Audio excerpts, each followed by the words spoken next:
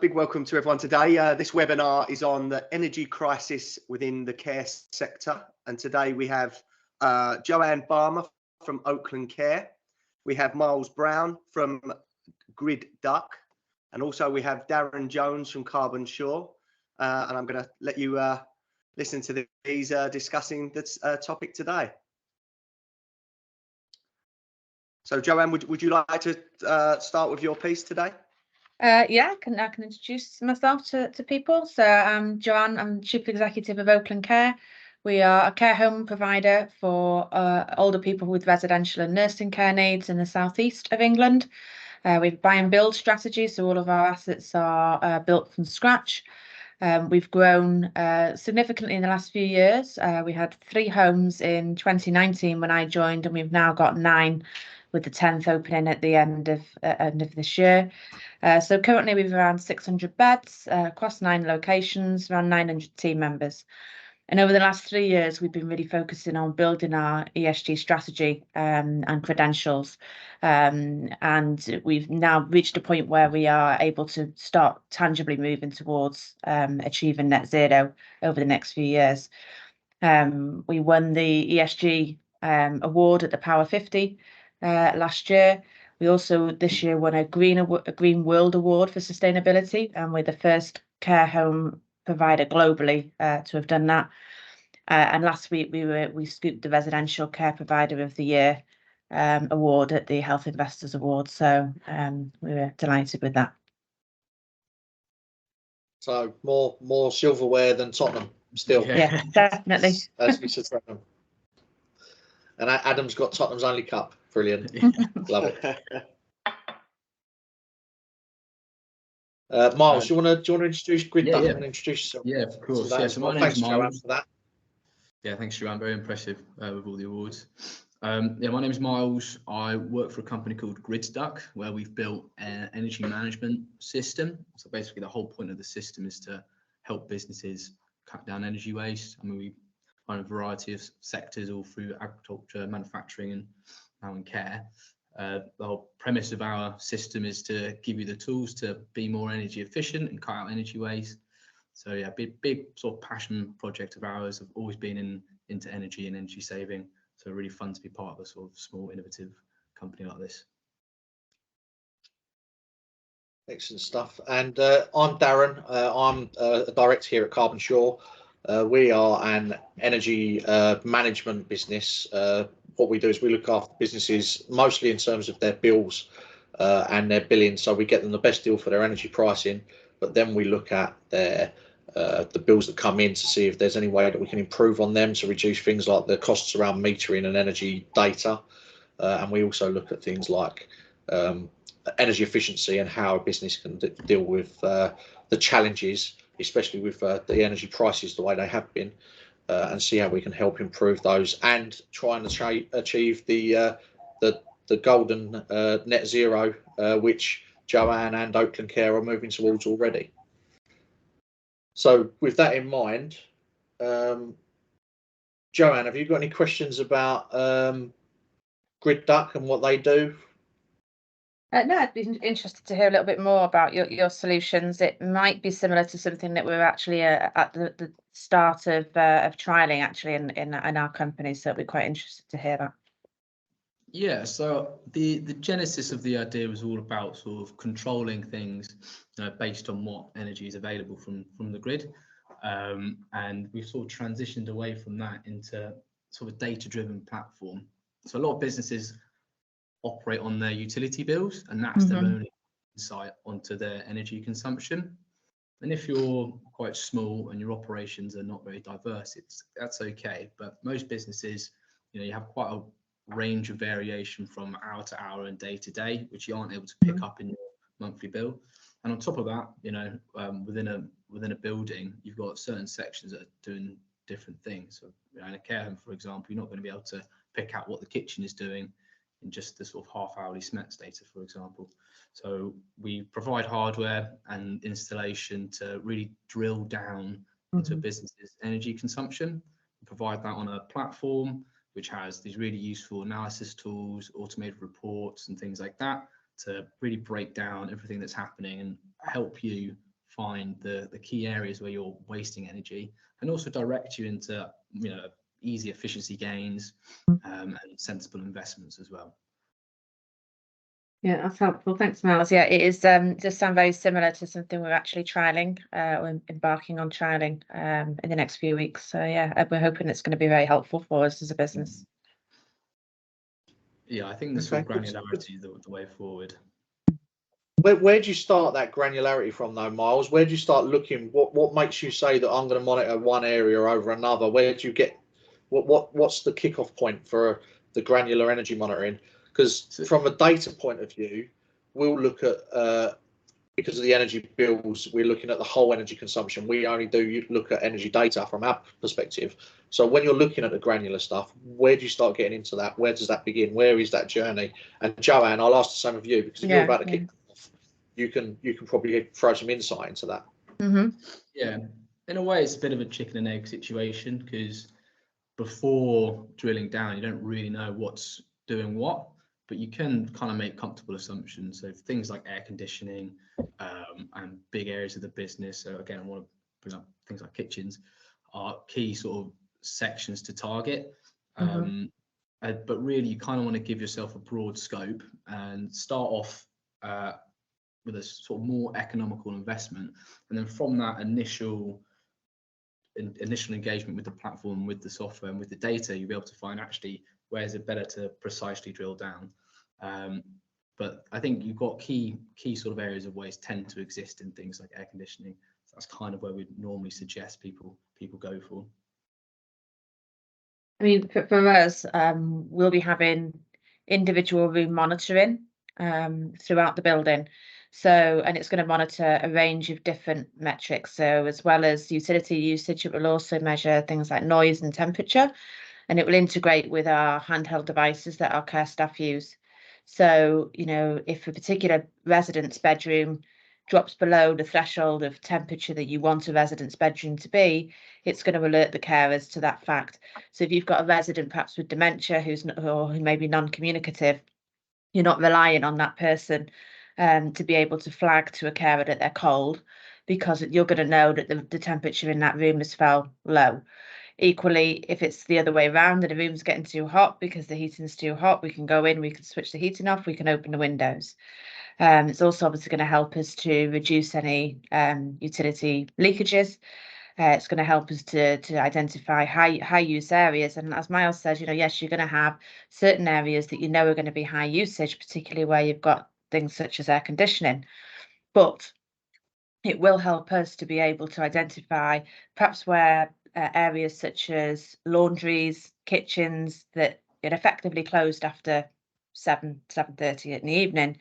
If we're not seeing a direct drop off in some of the utility usage, because you can monitor it hour by hour, you know, then maybe they're leaving the aircon on, or maybe they've left the cooker extractor fan on. It's going to help us to be able to pick things up much more quickly than we have. Similarly, with offices and non-utilised areas at nights and things like that, we'll be able to pick things up rather than just it happening and perhaps nobody's spotting it because nobody goes in that area out of hours. So having that granularity is going to allow you to identify the areas that are going to need more work and stuff. Just one of the points you made actually, Joanne, about the laundry. Have you considered using the laundry of a night time rather than of a daytime? So it's using the energy at, you know, the 12 p.m. till 7 a.m. lower energy unit rate. What hours? In an ideal world, Darren, yes, we would. Can we get laundry assistants that are happy to work at night? No. Some of the laundries aren't necessarily located in areas that we can guarantee that the noise wouldn't transfer either to resident rooms. So it's in an ideal world, yes, but it's not that feasible for us to do. Situations that hold that. And another question as well that springs to mind is, you've got all of these data sets coming in. How do you know which one to look at and what you're looking for when it comes to so many different data points in the granularity? My understanding of the technology that and the particular platform that we're going to be trialing first is it's you get a dashboard that's red, amber, green rated, and it triangulates all of these different metrics, and it's going to give you an overall comfort score for that particular room and usage score. And if any of those metrics go beyond the thresholds that you've set, it's going to send alerts, so it's going to go red, and you're going to see it on your dashboard. And you can cut the data by floor, you can cut it by room, you can cut it over months, you can see time trends. And, you know, for us having a multi-site business, what it means is that, you know, we can start to look at, well, what is the cost per bed per site at different times of the day or different trends of time. You know, so if I've got a home on the south coast that's, you know, using X amount per resident per day, and a home in North London that's using double, well, why is that? Because everybody's got, you know, roughly the same needs. Variations on what's causing that as well. Yeah. Okay. Yeah. Miles, what's your thoughts on so many data points and data sets and stuff like that, and having to use them in order to? Yeah, I mean, it's hard having to look at all of this information. I mean, something we're very familiar with, having to log onto a dashboard and read things and sift through stuff is quite difficult. So things like automated reports are very helpful. So we're trying to do, we're hopping on the AI bandwagon a little bit, and trying to create basically AI alerts. So very similar to what you're saying, Dan. Your system will notify you when something is what it shouldn't be, but we're doing it based on sort of historic data. You should get a trend of what's normal, and then when it's out of the norm, the system will be able to alert you saying something's going on here. So if something's on what it shouldn't be, or if it's using more energy than it should be, and it should sort of do that on its own without any kind of input, which is something we're hopefully going to have in the not too distant future. But like you say, you're saying that you're using that historic data, but by using AI, because if it is learning, it is going to develop probably a lot more beyond just the machine learning style of things that you're describing there. It's going to pick up on trends, exactly, and you've got an element of control in what you do, Miles, as well, haven't you? As well. So yeah. So is that going to? I touched on the genesis of the product was about controlling things based on what power is available. So, you know, if there's lots of sun, there's lots of wind, let's turn loads of things on. If there's not so much sun and wind, let's turn things off. That sort of control capability still exists in the platform. If you want to automate things to be on when they should be and off when they shouldn't be, that's very easy to do. We do have this sort of advanced rule set which could be applicable to something like a temperature. So if the temperature is too high, turn things off, or if the temperature is too low, turn things on. So yeah, there's sort of complicated controls available in the dashboard, because again, it's all well and good looking at the data, but it's difficult having to look at it and action stuff. So if you can just kind of create something that does it for you, saves a lot of time and a lot of labor. You don't have to worry about it, you know, you can kind of put it to the back of your head. Okay, cool. Joanne, you were mentioning, you were talking about the residents earlier, and they're in the home. They're the ones who experience the heat, the cold, the comfort levels. Do they have a big impact or an input on reaching the carbon neutral status and moving towards net zero, or are you finding that they're hindering it, or are they on board? Are they No, they certainly don't hinder it. So I was in one of our North London care homes this morning doing a visit, and we went into one of the communal lounges, and there was just a gentleman and a lady watching this morning on the television, and the lighting, because this particular lounge doesn't get the sun in the morning, it gets it in the afternoons, and I felt that the lighting was just slightly dark in the room. And the general manager said to the lady, "Would you like me to put the light on?" She said, "Oh no, dear, don't do anything like that. She wants to save the energy." So, you know, the residents are a huge support of us being able to reduce energy consumption and to improve our green credentials. They're involved in all of our decision making around sustainability and most of our initiatives and projects. So, for example, when it comes to creating our biodiversity gardens, they are key to that. They do a lot. They basically form the work group. You know, they've got work groups in certain homes that do things such as beekeeping down in Wantage, where they have bees there. They look after the bees. They harvest the honey, and then they give the honey away to local people and to people that come to visit the home. We have residents that go out with our team members doing sustainability initiatives. They'll go out and do beach cleans, litter picks, tree planting, all sorts of things. So they're very, very much engaged and on board and pushing us to do this.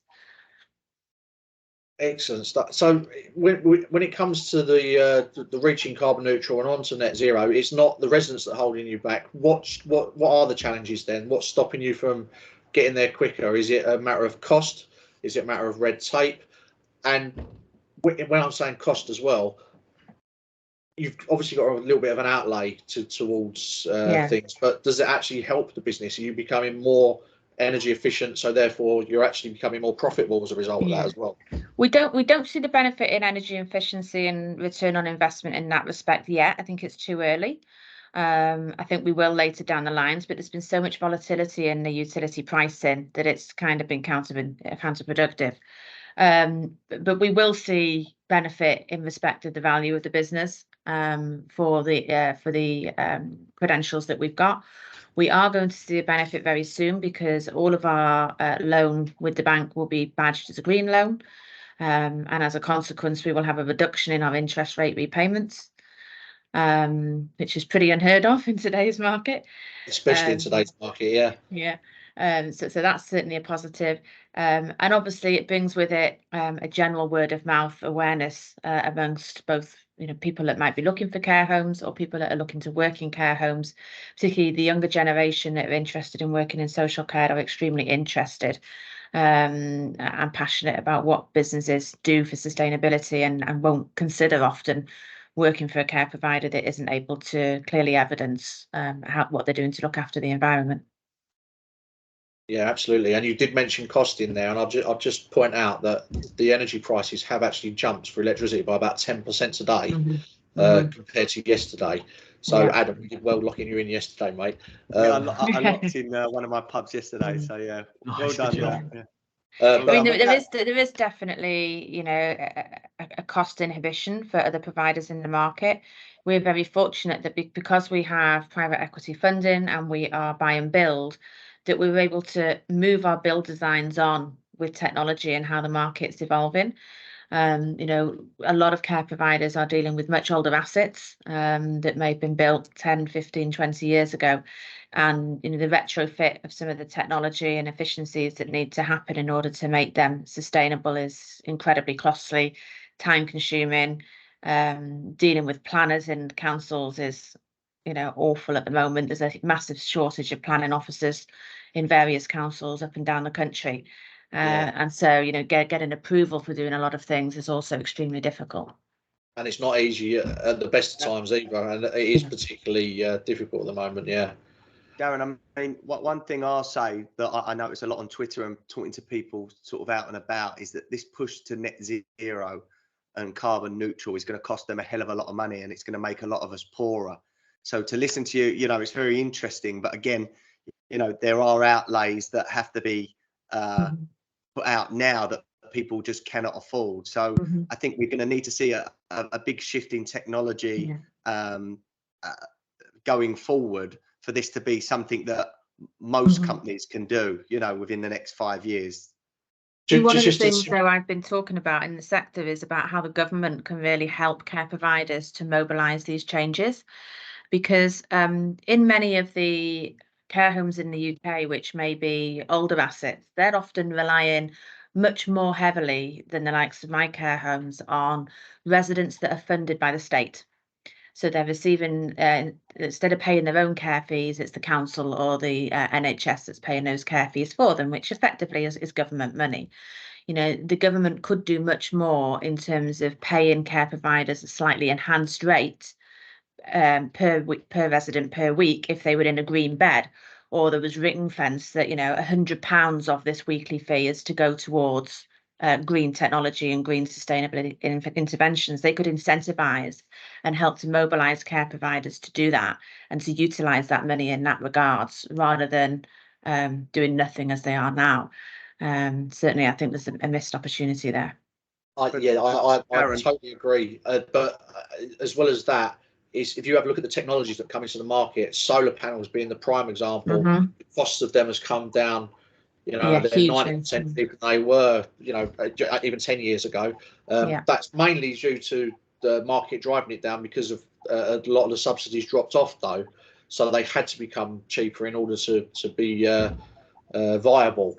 So the technology's still not super smashing, but it's good enough. The infrastructure as well, Darren. I mean, I read something today that solar power today, or yesterday it might have been, the usage, it only generated 5% of the national grid power. Now we can't get any more sunnier than we've seen right now. Days, yeah. You know, that's absurd. And one of the reasons that I read, it was actually from the journalist Andrew Neil, was that it was too hot. It was too sunny and too hot. They Well, that's shut just, down. Yeah. you know, Yeah. that's madness. So there's obviously a lot of work. Faults with the technologies. There are a lot of things in play, which is why it's important to do things like the monitoring that Miles and Grid do, because that then shows you where you can make the improvements as best as possible with what you've got available. In terms of the capacity from the market and in terms of what's available from the grid, it is becoming greener. There does need to be more investment in that, and that is government driven more than anything else. Yes, but when it comes to the renewable side of things, you've got the solar, you've got the wind, you've got the hydro. It's not all, the wind doesn't blow all the time, the sun doesn't shine all the time. It was 12%, I think, the mix from the wind yesterday as well. So 5% solar, 12% wind. But that's looking at grid level. If we start looking at an individual business's level, like Joanne is, I'll get a lot more out of solar. Business, yeah, exactly. So each individual business, that what they can do with their premises to become greener, that's going to have a bigger impact than what the government do with the green side of things and with the infrastructure that they've got in place. I used to live on a narrowboat for several years, and we had both a wind generator on the roof and we had solar panels. And we're only talking about 4 sort of 100-watt solar panels. I very rarely got any tangible output out of the wind turbine unless it was really consistently blowing gusty gales. When it did, it was good, but it was rare.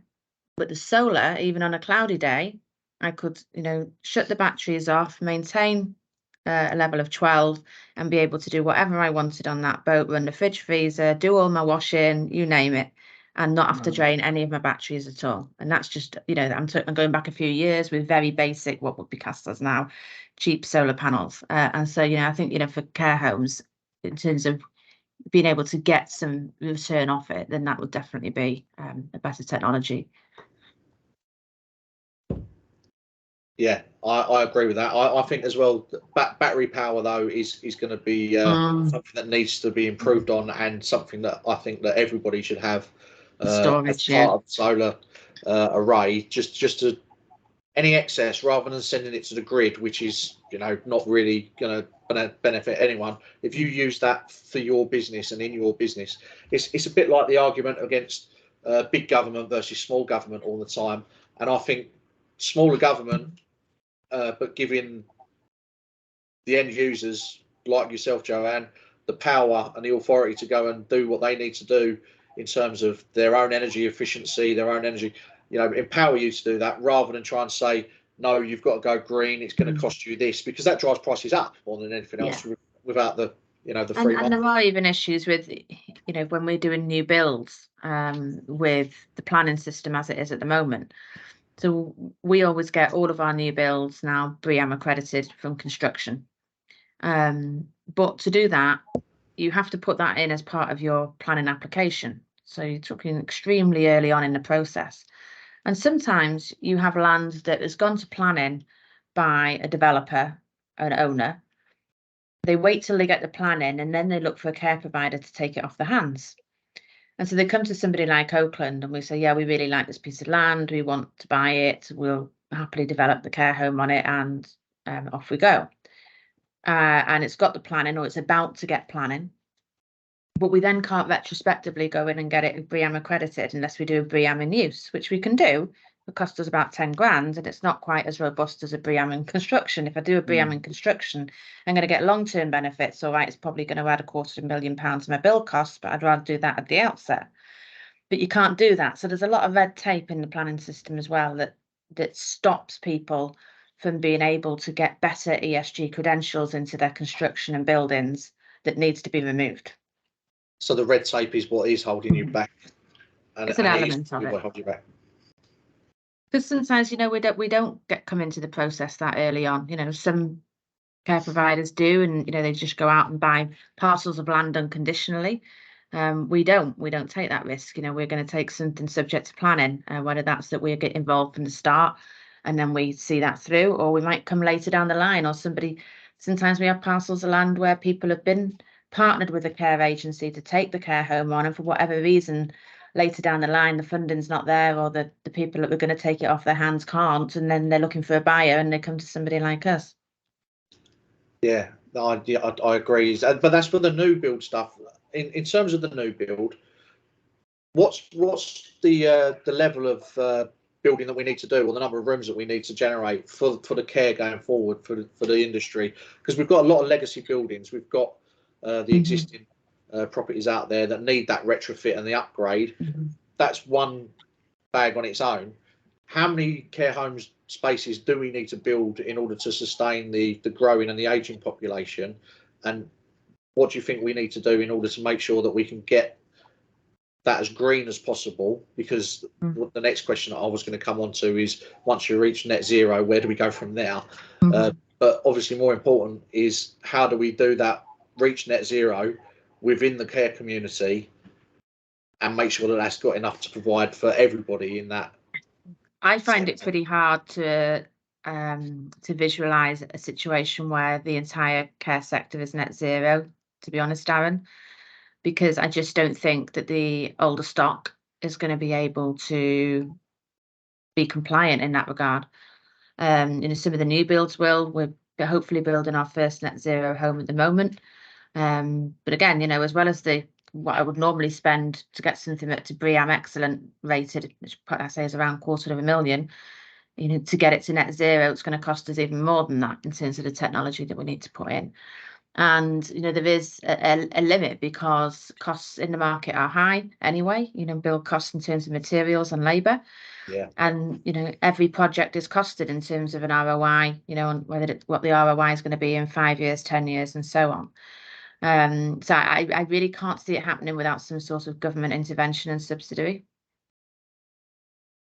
Yeah, no, I completely agree. I think that the government does need to step up a lot in terms of putting things in place. But one of the things that a lot of care homes are not doing, which we are doing successfully, which is something that I pointed out to you recently, we could do for Oakland, is look at what you're paying within your utility bills. I think we've identified potentially tens of thousands of pounds for you guys if we look into it further. The ability to reduce your VAT down to 5%, for example, on your utility bills, because you're a care home, so you pay the residential rate of VAT. That saves a lot of money going forward, but you can also claim that going backwards as well. Reductions in other taxes like CCL and things like that as well. The government do that for the care industry, as well as a couple of others. So our expertise in what we do at Carvin Shaw is looking to identify whether or not you're paying that, and whether or not you can either claim it back or get that reduced, so that going forward you've not got that extra outlay that you wouldn't have otherwise. So looking at being able to, and that alongside that, with the grants that you can potentially get available, because of your care homes are based in Essex, there's a grant called Low Case, Low Carbon Across the South East. I don't know if you've come across that. No. It's a match funding grant. There's things like that out there as well that you can get hold of. If you spend 10 grand, they'll match that up to 10 grand, up to 40%. But then there's an enhanced version where if you spend 25 grand, they'll give you 40% of that back, and they just give it to you. There's no repayment. It's you get 40% of the 25 grand.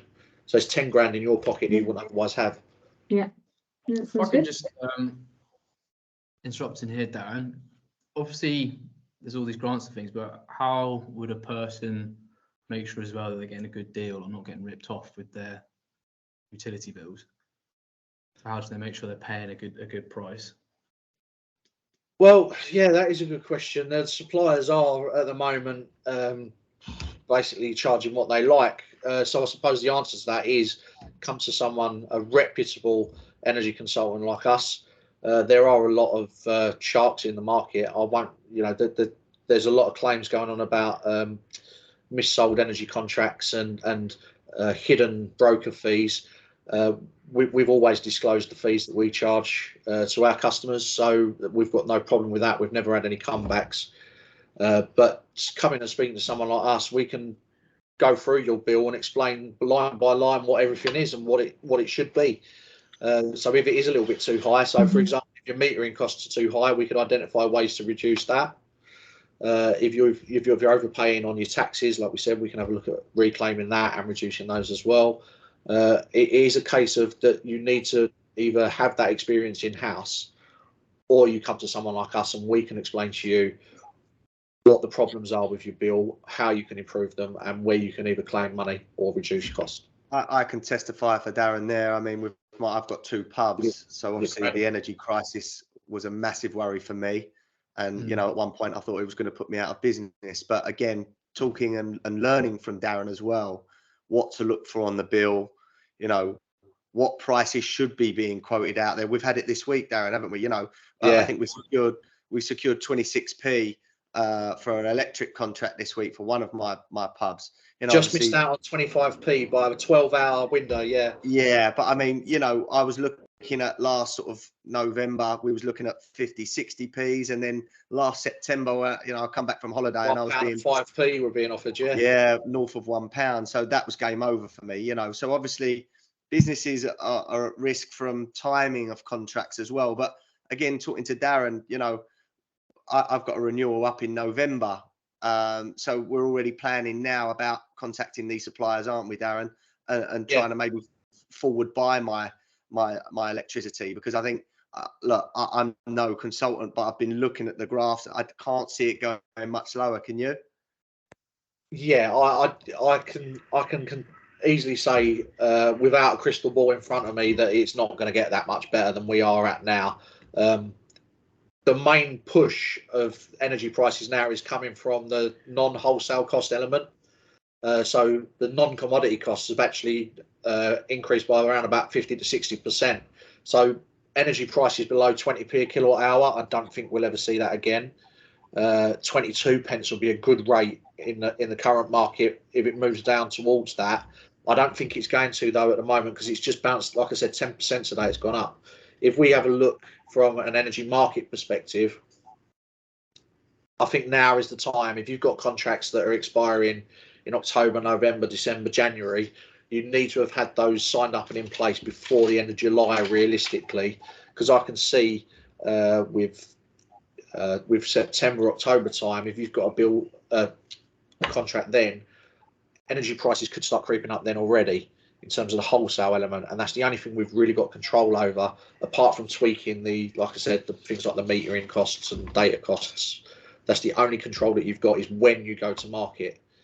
And I think now is probably around about the time to do that if you've got a contract that's coming up from September onwards until around about this time next year.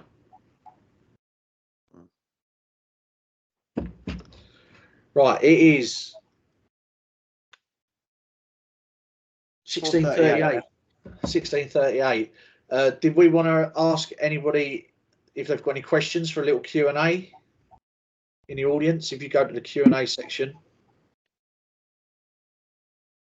or you can click your raise hand if you're watching to let us know that you're there.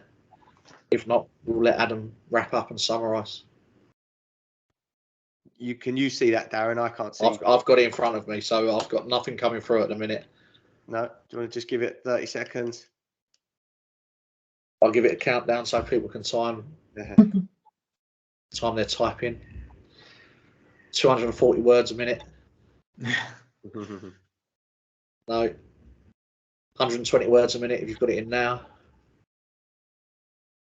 No, I don't think there's any questions coming in, guys, at the moment. It doesn't look like it. So I'd just like to thank Joanne and obviously Miles and you, Darren, for putting this together. I mean, you know, as someone that's not involved in the care sector or anything, it's very, very helpful for me to listen, you know, even with my businesses. So, you know, again, it gives me a glimpse of maybe what the future holds, you know, what you're doing, Joanne, might suddenly start coming into hospitality, you know, and even our homes. So it's very interesting to hear that. Thanks, Darren, mate. Very interesting today. Yeah, Hopefully- Alina's just posted. She's just said thank you for sharing your ideas. It's interesting to see where everyone is at. So thanks for that, Alina. Can we just have a little shout out as well for some socials? You can find me, email me if you need to, darren.jones@carbonsure.co.uk. Our YouTube channel, if you can go to there and like the other videos and stuff like that, would be great. It's Carbonsure UK. And carbon_shore_UK on Instagram. Miles, have you got any socials for Grid Duck? Yeah. Obviously, please connect with me on LinkedIn, Miles Brown on LinkedIn, and if you can follow us, Grid Duck, on there as well, that'd be great. If you've got any questions, chuck me an email to miles@gridduck.com. Joanne, any shout outs for Joanne? I think we're on. We have a good account with lots of presence on both LinkedIn and on Instagram. Excellent. So that's Oakland Care you're looking for, and Yeah. congratulations again on the wins on your gongs, and hopefully we'll hear more about you actually reaching net zero in the not too distant future. Let's hope so. Yeah, good Adam. luck. Yeah, thanks all. Pleasure. You don't want my socials. Thanks again, everyone, and hopefully some people learned, some things today, and maybe we come back together in a few months and see how you're doing, Joanne. Yeah, perfect. And Tanya said thanks as well. Brilliant. Cheers, Tanya. Yeah, Thanks, for everybody. everyone. Take care. Thank Bye. you. Bye.